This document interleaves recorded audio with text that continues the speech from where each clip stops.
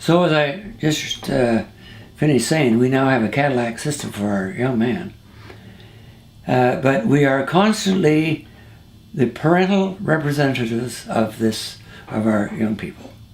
So we're asked often to go to various meetings and give our opinions. So we were just at one about 3 weeks ago, and there were a bunch of young people there. It was a daily endeavors, and they were being interviewed by a lady that was a private investigation, government situation, to find out what the needs and the wants were of the parents that all had young people of different concerns, different conditions. There were a bunch of young folks there. Doreen and I were the only old folks there. We had a 45-year history. Some of these folks only had maybe 3 or 4 years, and one other one with 10 years experience and exposure to a child that had physical and mental challenges. So we were, everybody was asked many questions, and they were allowed to answer and give their opinions of how things were going and what might be added to that would be beneficial to their young people.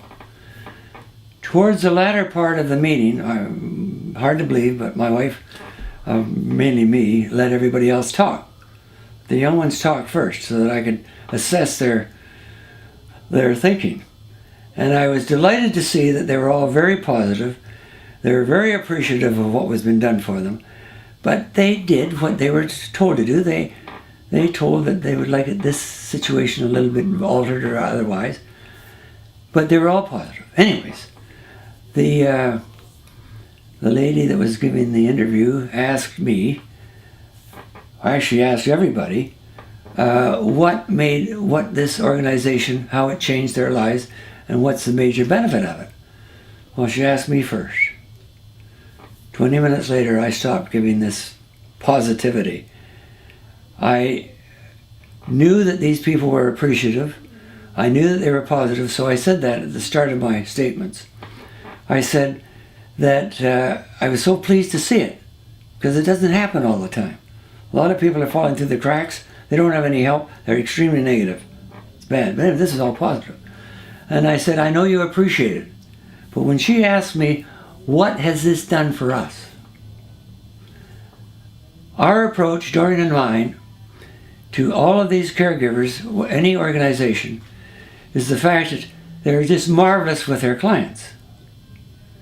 But we always expound on the fact that it's not only helping their clients, but it is such a wonderful relief mentally and physically for the parents to know that their young people are taken care of daily, 24 hours a day, with love, and not just a job to these people, but love and affection.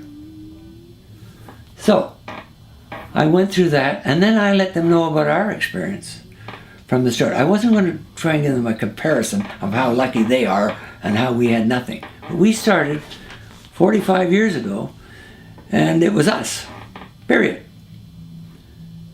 But we had government with us if we made sure that we did our best to let them know our needs.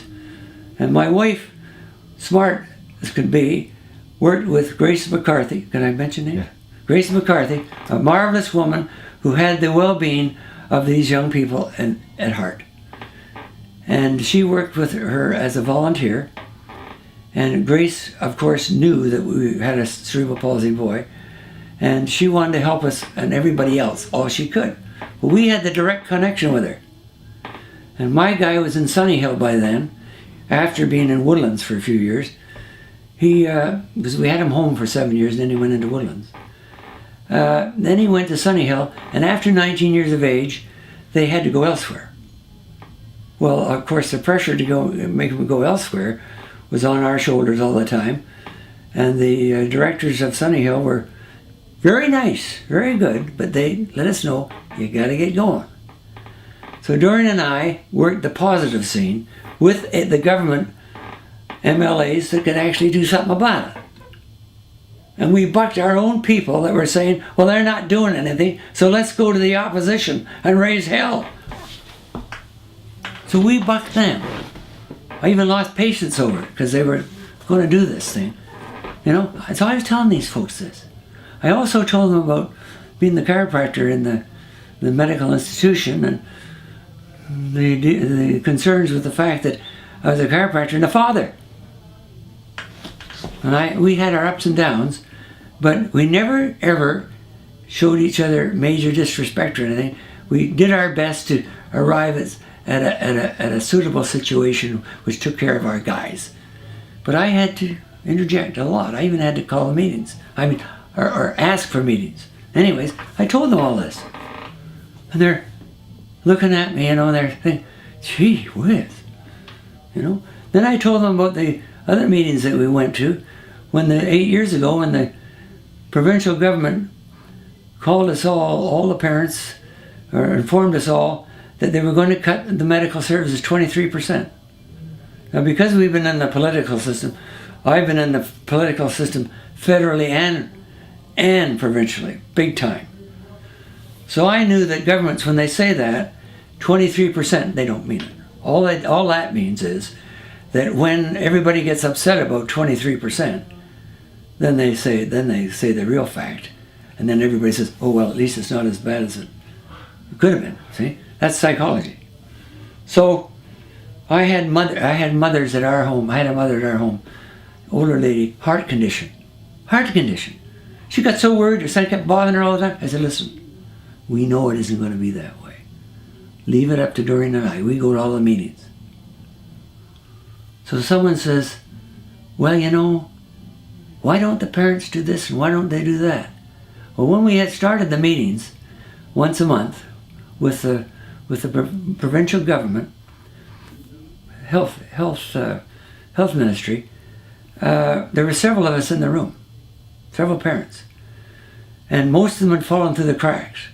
Doreen and I had the Cadillac system. But the only ones there. So I was moved by these people to such a degree that I just about dropped them all off the chairs by saying, you know, we have a Cadillac system. I wouldn't mind if we dropped down to a Taurus so that you guys could get some consideration. So on and on we went, month after month after month, and after a year, guess what? They canceled the meetings. You know why? There were no more parents for Doreen and I. Now that's what you call fortitude. You know, we just stuck at it. Why? Because we were getting there, you know? We were always getting there. So I informed them of that too, and I said, they gave up. That's what triggered Doreen's final remark. I said, they gave up. You can't give up. Unfortunately, some of them were psychologically traumatized, and some of them were ill and everything. They just couldn't give it their full shot.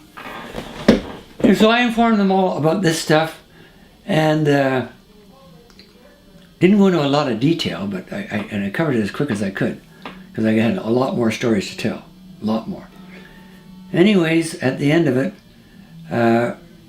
I said that because of their attitudes, they're going to do fine. They're going to do fine. And then my wife comes in with the clincher, which was the gist of the message, and that is, never give up.